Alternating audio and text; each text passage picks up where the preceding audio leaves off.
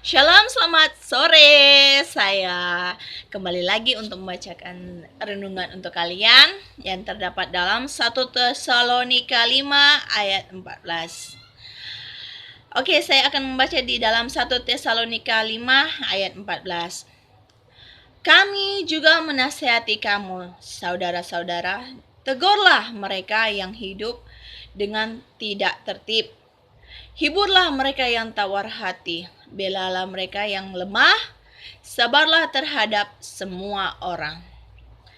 Judul renungan kita pada pada sore hari ini, jangan sembarang menegur. Adalah fakta jika banyak orang suka sekali menegur orang lain tapi tidak senang ditegur. Kita mudah sekali melihat kesalahan dan kelemahan orang lain, tapi tak mudah melihat kesalahan dan kelemahan diri sendiri. Dan yang tak kalah pentingnya adalah cara menegur pun keliru, tidak sesuai dengan firman Elohim.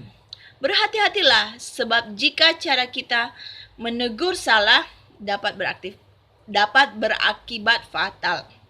Orangnya menjadi tersinggung, marah, kecewa, ngambek, sakit hati, dan terluka.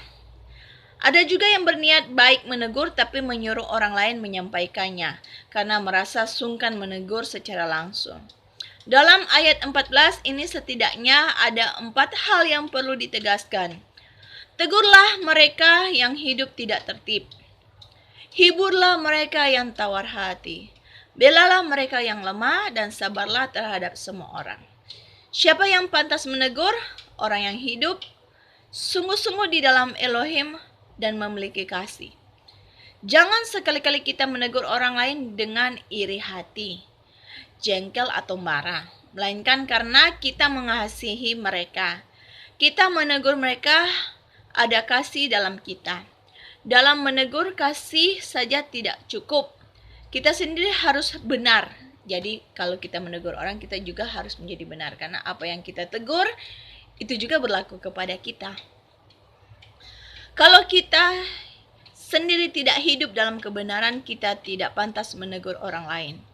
Itu bisa mendatangkan celah bagi diri sendiri atau senjata makan tuan.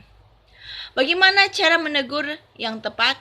Kita menegur gunakan kata-kata yang bermuatan kasih dengan kata-kata yang tepat. Dan pada saat yang tepat pula, dunia saat ini penuh dengan orang-orang dengan sembarangan menegur sesamanya dengan tujuan untuk mempermalukan dan merendahkan. Siapa yang ditegur? Orang yang melakukan kesalahan atau pelanggaran.